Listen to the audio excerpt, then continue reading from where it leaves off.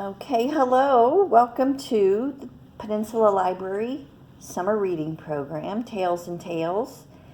This is our last installment of stories for the summer of 2021. Today's subject is pets, and our first story is called Martha Speaks. And Martha's a dog. The story is written by Susan Meadow, and it was published by the Houghton Mifflin Company. So here we go. You can see here Martha is eating a bowl of alphabet soup. And way out here from the side, someone is telling Helen, "I hope that soup is gone when I come back in there." Helen doesn't look like she wants to eat her alphabet soup. So let's see what happens. The day Helen gave Martha Dog her alphabet soup, something unusual happened. Here's Martha's brain. The letters in the soup went up to Martha's brain instead of down to her stomach. That evening, Martha spoke. She says, "Isn't it time for my dinner?" Martha's family had many questions to ask her. Of course, she had a lot to tell them. Look at, "Have you always understood what we were saying?" "You bet, but you know what Benji is really saying?" And all these questions. Alphabet soup became a regular part of Martha's diet, and the family had a wonderful time surprising people. Walking the dog was always good for a laugh. Here's Martha saying, "Yo, Renty, good dog. How's the flea problem?" They ordered pizza from a different restaurant every night. Look at that, Martha says, "How much do I owe you?" They taught Martha how to use the phone, but this was a mistake. Martha says, "Hello, Acme Meat Company. I'd like to make an order." Pretty soon, more than pizzas were being delivered. Acme Barbecue, look at all these boxes. Mom says, "I didn't order any barbecue." Family and friends were amazed. You can see where Martha is under the table. She says, "Please pass the carcass." And then she says, "Want to go for a walk, Granny?" Although there were those who doubted, there's no such thing as a talking dog. Martha always had the last word. "Speak, Martha." Martha said, "Woof, just kidding." But there was a problem. Now that Martha could talk, there was no stopping her. She said exactly what was on her mind. "Why is that man so big?" She made embarrassing comments. "Mom said that fruit cake you sent wasn't fit for a dog, but I thought it was delicious." And she always told the truth. They're pointing to each other. Martha says, "Helen did it." Occasionally, she wondered why her family was often mad at her.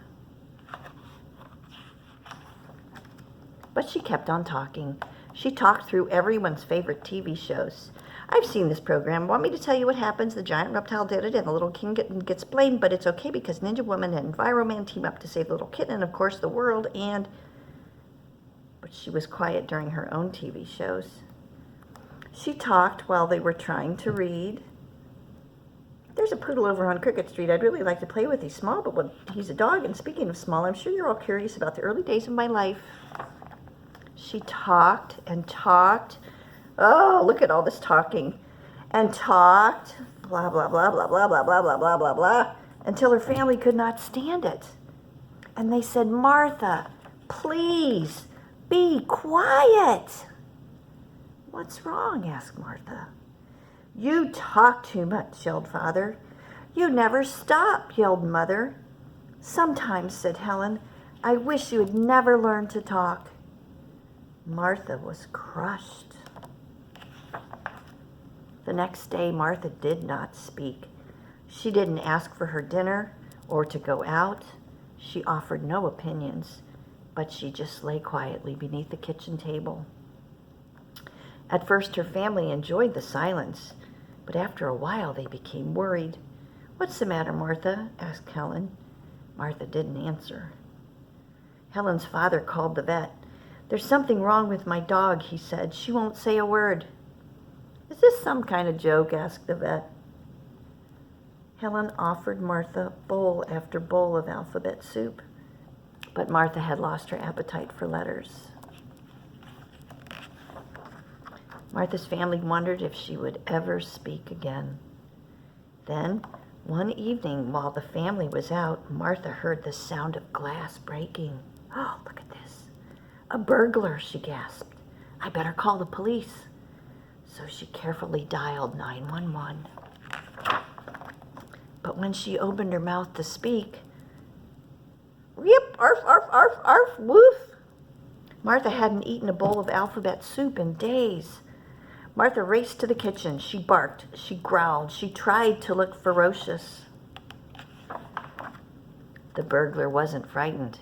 He picked up a pot from the stove. "Uh-oh," thought Martha. "That's it for me." But to her surprise, the burglar put the pot down on the floor in front of her. "Here, doggy," he said, "have something nice to eat." The burglar smiled as he closed Martha into the kitchen and went back to work. "Dumb dog," he said. "Lucky for me, you like alphabet soup." When Martha's family returned, they found the police removing the burglar from their house. "How did you know he was robbing our house?" asked Helen. "We got a call at the station," said the officer. "Some lady named Martha." "Good dog, Martha," exclaimed her happy family. "You're so right," said Martha. Now Martha eats a bowl of alphabet soup every day. She's learning what to say and when to say it, and sometimes she doesn't say anything at all, at least for a few minutes. Oh, and look, it says "good dog." Alphabet soup. So this is called Martha Speaks by Susan Meadow. Okay, so our next book is called I Want a Dog. And it's by Jonna G. And it's published by Dial Books for Young Readers. So here we go. She's going to get a pet. Here's the newsstand, the pet store, and this is a bakery. I want a dog. Welcome to Happy Dale Animal Shelter. Are you looking for a porcupine? A weasel? I've got an adorable armadillo. No, thank you. I want a dog.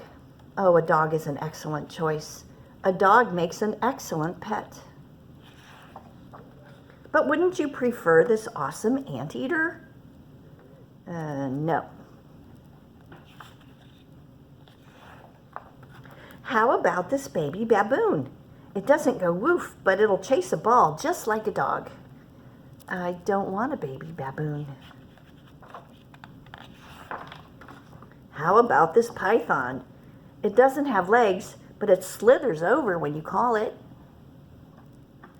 I don't want a python. How about this frog? It can hide a bone and it barks at passing cars just like a dog. That's not true. Frogs don't bark or hide bones. And besides, I want a dog. Look what I found, a goldfish. It wags its tail and knows how to play dead just like a dog. Mister, that goldfish is not playing dead. Oh, I'm sorry. I didn't mean to bring you a dead goldfish. That's okay. I don't want a goldfish. I want a dog. Very well. Right here. I'll get the dog. Here is the dog. Mister, this is not a dog. This is a lizard dressed up as a dog. Yes, you're right, but you could train it to go woof. I don't want to train a lizard to go woof. I want a dog that goes woof. Would you consider this albatross? A kangaroo? This darling wombat. No, no, and no. Excuse me, mister, I have one simple question.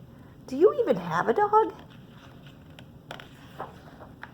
No, I don't.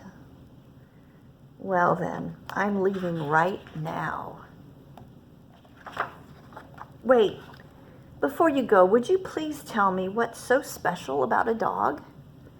Sure, a dog is loyal, loving, smart, cuddly, goofy, courageous, and it's the best friend you could ever have in the whole world.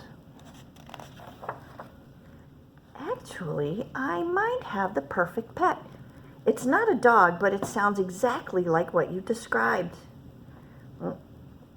She doesn't look very excited. She says, no, stop, please don't bother. This is Lucinda. She eats 20 pounds of fish every day and needs to swim in at least 3,000 cubic feet of salt water. So what do you think? She's cute. I'll take her. There she goes. She put Lucinda in her wagon and she's going home. Wow. Who ever heard of an animal shelter that doesn't have a dog? But that's okay. Dogs are overrated. Oh, and look at, they're sleeping outside. And here's a couple of barrels of fish for Lucinda. Isn't that silly? That's called I Want a Dog by John G. So we will go right into our craft. Okay, so today's craft is a picture frame for your pet's picture or your favorite stuffed animal you can put a picture in, or you can draw a picture. This is supposed to look like a dog. So anyway, that would be my pet. So we're going to make a picture frame. You should have gotten a rectangle and a frame and maybe some stickers and some glitter or sparkles. Anyway, here's what we're going to do. We're going to start by gluing 3 sides of your rectangle right along the edge. So here's one side. You don't need a whole lot of glue. 2 sides. And this would be 3 sides. Let's put a little glue there. Put your fancy frame right on the top of it, just right over it. So there you go. Leave, because you're going to leave one end open so you can slide your picture in, right? So we're going to let this glue smoosh it down a little bit. See how we did? So it's right up towards the edge. There we are. And then while the glue is drying, we can put some stickers or some sparkles or whatever you have. You could even color it, or if you have favorite stickers at your house, you can put those in. I have these little teddy bears, so I'm going to put some teddy bears in my corners. These little stickers. But you could use foamy stickers, or you could use crayons. There's some stickers, and then I think I'll put some sparkly stuff, because who doesn't like sparkly stuff? There's some glue.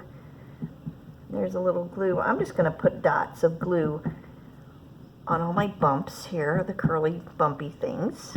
Let's see. So I have, looks like I have some fish and some circles. Here's a circle. I'll put a sequin there. And how about a blue fish there? Oh, here's a snowflake. I'll put a snowflake in for, you know, maybe my pet's a penguin. Here's another blue, shiny. I'll put that right there. Let's see. Oh, this might be an angelfish or something. I don't know what my fishes are. One more fish. Let's see. Maybe a pink fish. There, I'll put a pink fish here. I guess I went a little heavy on the fish sparkles, but so that's my picture frame so far. And then, is this the open side? Yep. Then when all the glue dries, you can take your picture, and if you left yourself enough room, slide it right into the picture frame, and voila, there you have a picture frame for your wonderful pet, or a picture of your friends, or a picture that you drew. Anyway, once the glue dries, you'll have a lovely frame. You could probably lean it up against the wall, or you could hang it up if you glue some yarn on the back. But anyway, there you go. Thank you. I hope you've enjoyed the crafts that we've had this summer. I certainly have enjoyed having you watch and go, do your craft along with me. Please keep reading. Please come and see me at the library, and have a wonderful rest of the summer. Everyone take care. Bye.